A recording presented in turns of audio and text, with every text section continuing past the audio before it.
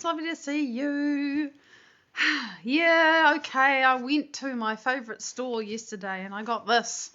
It's not actually black. It's dark chocolate brown, which is one of my favourite colours, and it's toasty warm to wear inside. It's not waterproof. It's not an outside thing, really, but I love it.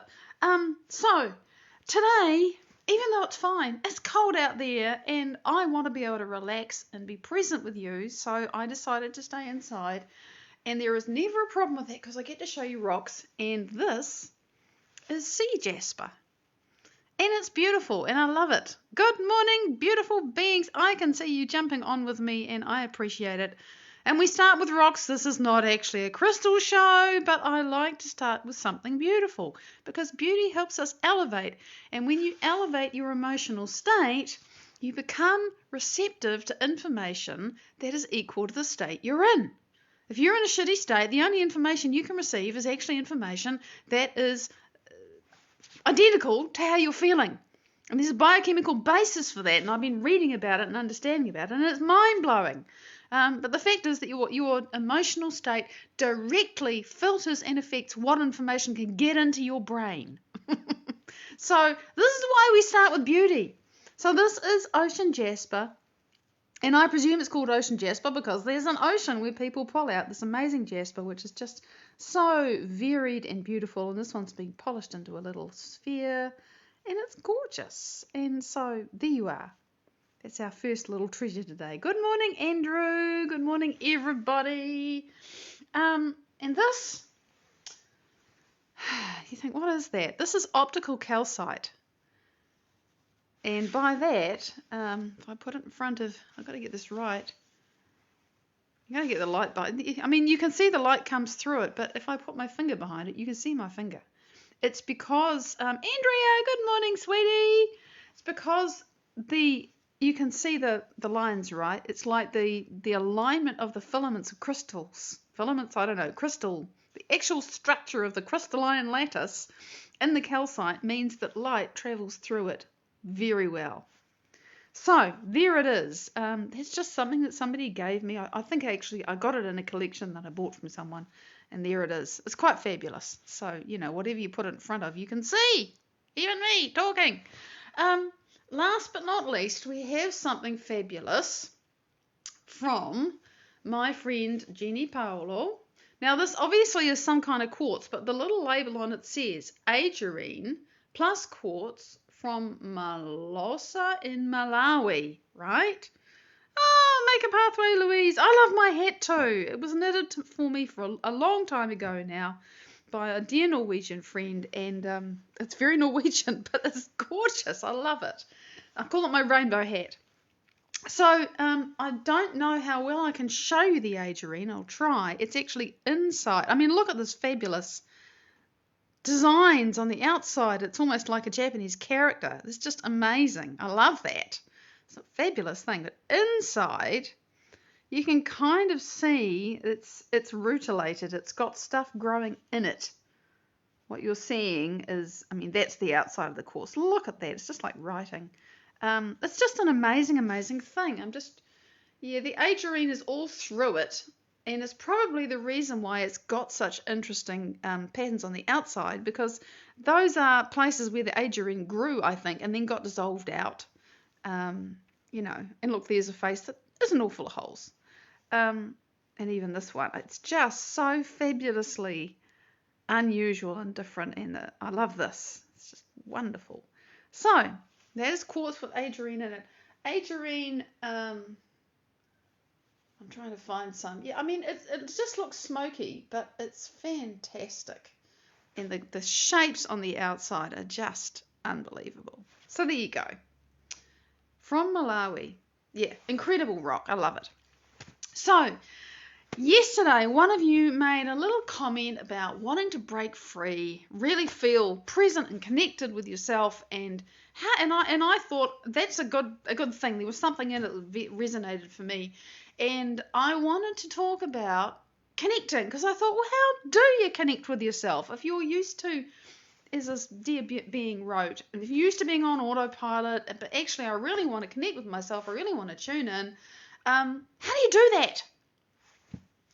And it's interesting because I realize that what I used to say to people about how to connect with yourself is not what I would say now. What I used to say to people is, well, you need to really get still and listen to your body and go with your feeling. And there is value in that, right? I'm not saying don't do that. But the caveat is that our bodies can tell us lies. Our bodies are the 95% of all the thinking and feeling and acting and choosing and behaving and everything else that you are that you don't think about every day. Your body is literally your subconscious and unconscious mind. And so you can listen to your body and get information about how it's responding, but that may not actually be what's true or right for you. Because remember, the body resists change. So if you want to go somewhere new, if you want to create something new in your life, your body may perceive a threat because the brain's job, the subconscious part of your brain, is always busy scanning your environment for things that it can match to memories, patterns, literally, pattern recognition is what it's called. It's looking for things in your external world that it can match with internal things that you've memorized or had the experience, because its job is to make sense of your external world and connect it with what's happening inside you. That's literally what your brain does. So you look at a tree and you see that it's green, it's got leaves and it's got wood, and I mean there are how many thousands and gazillions of different kinds of trees, but you recognize a tree because it's a concept, and even if you've never seen that particular tree before, you recognize it's a tree because it's basically a tree. That's pattern recognition. And you know, our brains are adaptable, so it can say, well, it's not tall and skinny like a poplar, but it's got the same trunk and it's got branches and it's got green leaves, so it's probably still a tree, even if I don't know its name. Right? So the brain is consciously doing that. The brain is unconsciously, constantly is what I mean to say. The brain is constantly doing that, monitoring what's going on in your body and how your body feels, and looking for things in the environment because, oh yeah, I recognize the world outside, I recognize I'm in a house, I recognize I'm wearing clothes, you know, I'm breathing in and out, I'm not hungry, or I am hungry, or I'm in pain, or I'm not in pain, or whatever it is. The brain is constantly processing all that information. And the way that information comes to you and the sort of overall picture is how you perceive yourself, right? But it's memorized I'm now quoting Dr. Joe Dispenza here, by the time you're 35, 95% of everything you think, say, do, feel, whatever, is just a set of automatic unconscious programs. You don't think about it, and that's a good thing because you don't want to have to learn to walk and talk and breathe and smell and swallow and chew and eat and everything else that you do automatically every day. You know, I mean, that's great. But the challenge with that is when you want to go somewhere new and your body says, hold up a minute, I don't recognize this. And by nature, when we don't recognize something, it's classified as an unknown. And an unknown is always regarded with suspicion because there might be a tiger in that unknown. The known, however difficult, painful, and unpleasant it is familiar. And the body likes things to say the same, even if it's slowly killing you. We talked about that yesterday.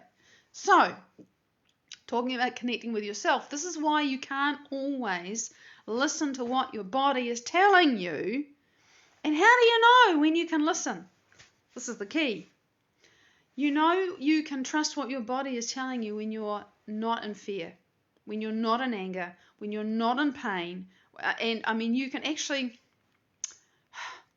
be physically in pain and still not be in survival. This is difficult. Survival emotions are stressful emotions. Anything that is stressful, if you're feeling that, the information you're getting from your body is coming through that filter.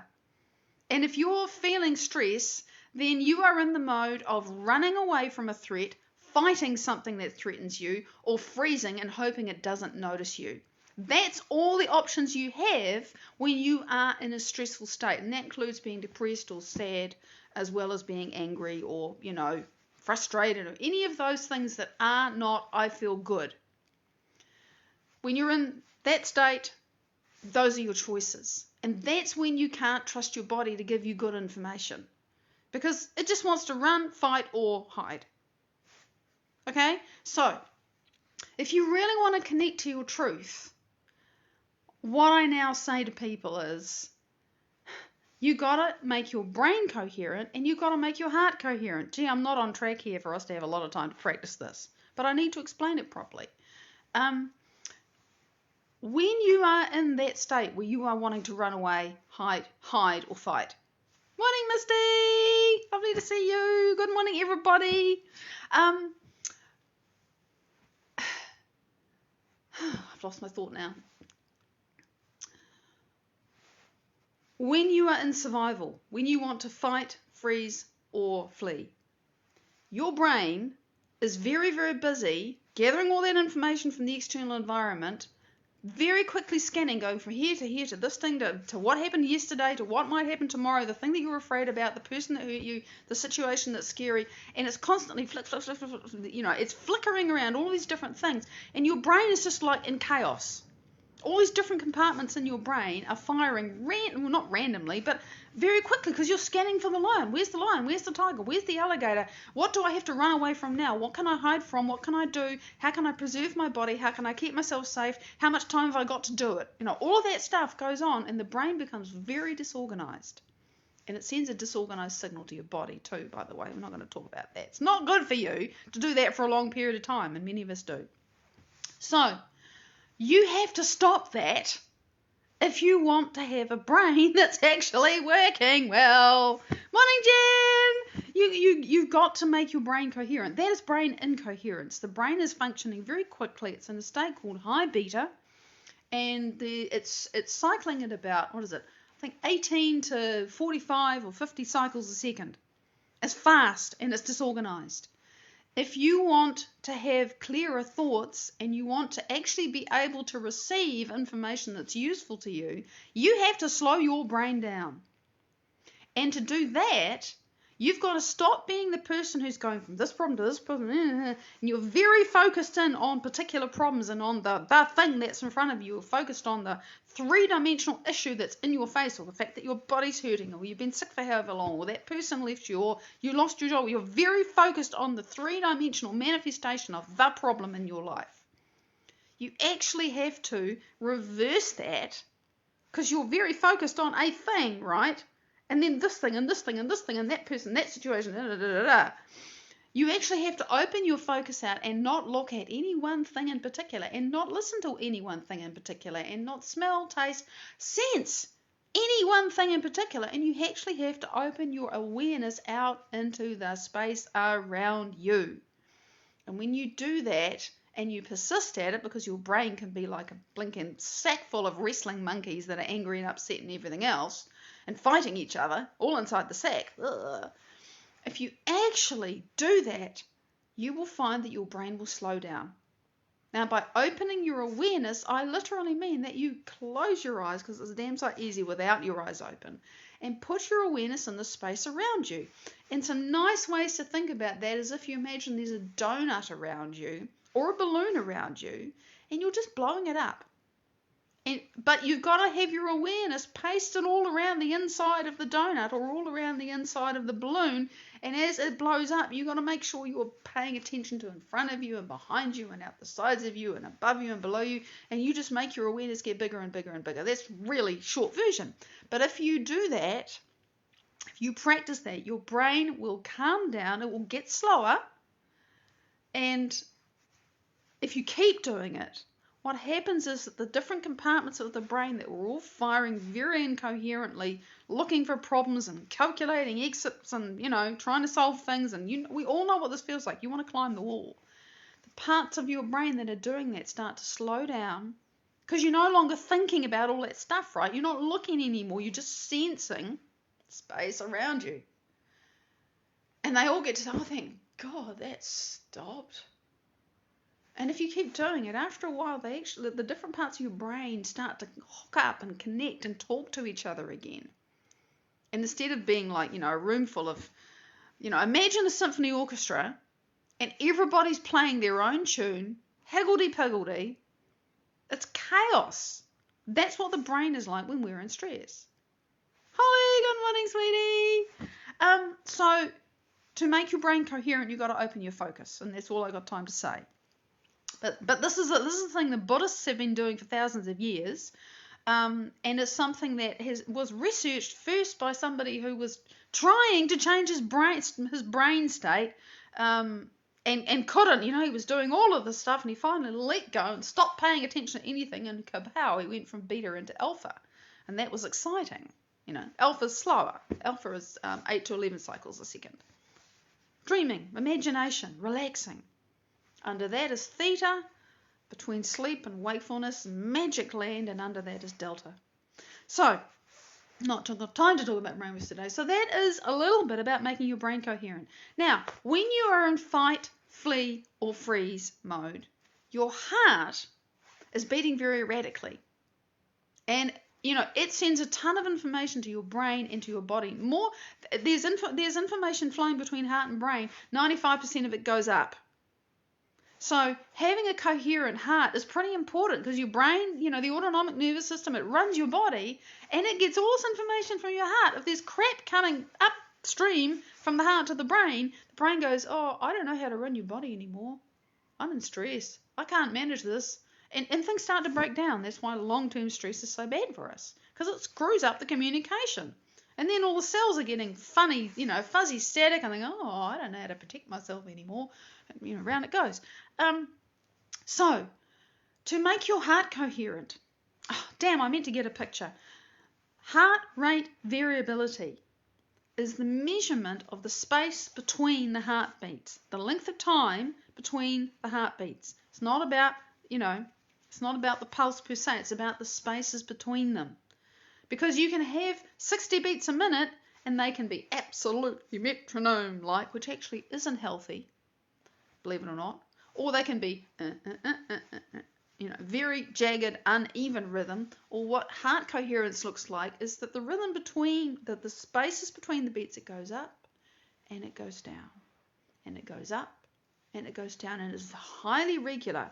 And it's like that because when you're coherent, on the in-breath, your sympathetic nervous system is activated, and on the out-breath, your parasympathetic nervous system is activated. On the in-breath, your fight or freeze or flight system is activated, and on the out-breath, your rest and digest and heal and relax system is activated. And it's very balanced, and it's very even, and there is this beautiful rhythm, and it's been graphed. The heart is coherence, it just looks beautiful. It's just like that. When we're in stress, when we're angry, frustrated, scared, depressed, it's like this. It's absolute mess. And it's narrow. There's not so much heart rate variability, but the pattern is really irregular. So how do you make your heart coherent, right? You make your heart coherent first by literally putting your attention in your heart. So, on your breastbone, right? And you can imagine a few centimeters or a couple of inches inside your body, right in the center of your chest. Literally put your awareness there. Now, there is science to show that as soon as you do that, you improve communication between your brain and your heart. That is instant, if you are willing to do it. Make the effort. Put your attention in there and hold it there. And then breathe in and out of that space. Again, this is stuff that the Heart Math Institute have been teaching and researching for decades now. So you breathe in and out of that space. I can feel some of you doing this. I know, your old hands, you've been practicing it with me for a while. So you breathe in and out of there. And what that does is it gives you something to do while you're keeping your focus in your heart. But also, you're starting to regulate the sympathetic nervous system on the intake, the parasympathetic nervous system on the outtake. Fight or flight, you need that to live. Rest and digest, you need that to heal. So every time you do that, you rest your attention there, you put your breath in there, you have the thought of just lengthening it gently. Not forcing it to be long, just lengthening it gently, having the intention that it's going to get longer and softer, deeper and fuller, but in no way effortful. And you put your attention here and just breathe in and out. And the more you do that, the better you're going to feel. It is a fact. And for some of us, this is very hard because our hearts are frozen full of shit and pain and trauma and betrayal and all kinds of things. Our heart is completely shut. Hello, that was me. It was me. And you find that you do this and you start feeling things and you think, shit, I just want to cry, I want to scream, I feel angry. Emotion starts to release. And it's okay if that happens. It means you're succeeding. Just keep breathing. Just keep breathing. And if your body releases stuff, well, let it happen. But understand that you got to keep, your only job is to keep your awareness in there and to breathe. And if you look up heart coherence, if you go to the Heart Math Institute, they've got tons of tools on their website. Look up Dr. Joe Dispenza and go to his website. There's stuff you can find. Ask me if you don't want to do that. I'm sure I can find you some information. There's lots of information available about it. It's science. But what happens when you do this and you breathe in and out of here and you keep your attention there? And yeah, gratitude is, and you can breathe an intention. Absolutely. You can breathe anything you want to feel in and out of there. Julian, g'day. Hello to you and Lynn. Totally. You can put a focus in there. Once you get your awareness anchored there, you just breathe in and out, whatever it is you want to do. And you can combine that, the open focus we talked about. Okay, I want to feel gratitude. Well, let me blow up this balloon all around me with gratitude. Well, that's a nice thought. And if you keep your attention on that thought and you keep doing it, well, great. Because if you put your attention there, sooner or later you're going to start feeling it. It might take a while. Don't be upset if you sit there for 5 minutes and do your heart breathing and nothing happens. That's quite normal for those of us who haven't felt a heartfelt elevated emotion for a long time. It took me a long time practicing this to even start to feel elevated emotions. I didn't know what they were. So don't think that you're failing if nothing seems to happen. You might be priming a well that's been dry for 35 years. You might have to persist for a bit. Understand the science is there. This is true. This is real. If you practice it, you're going to start noticing some differences. And when your heart becomes coherent, not only do you start to feel better, but when you really start to resonate in your heart with coherence and with a clear thought, right? The clear thought is in here and the elevated emotion is here in here. And when you put those two together, clear thought is an magnetic signal. The clear thought is an electrical signal that goes out to the universe at a quantum level and says, this is my desire. I desire today to feel gratitude. My intention, my thought is on gratitude. And here is my heart generating what I know of the feeling of gratitude. I'm breathing it in and out. I have the intention and I'm generating this feeling in my heart as best as I know how, even though it's made up and I'm not very good at it, but I'm just doing the best I can. The heart creates a magnetic field. It literally does. It's measurable. And the more coherence you get, the bigger it is. And quantumly, whatever it is that your heart is resonating with, the universe has to give you more of that. So you have the thought of gratitude and you hold it in your heart and you start to resonate with that. And you just do that because you can and because it's a conscious choice you're making. And what do you know? Something comes into your life and you're allowed to feel more gratitude because it's so good. That's how it works. So, and there's also, coming right back to the beginning, how you connect with yourself. I'm so out of time. But that was the point I wanted to make. That's how you connect with yourself. You get this coherent, you get that coherent. You're going to know. You're going to get the information you desire and the things that you want are going to come to you. That's how. It's not simple. It's not easy. It is simple. You just got to want it. Today's Thursday. I've still got another day with you tomorrow. All right. Lots of love. See you then. Bye-bye.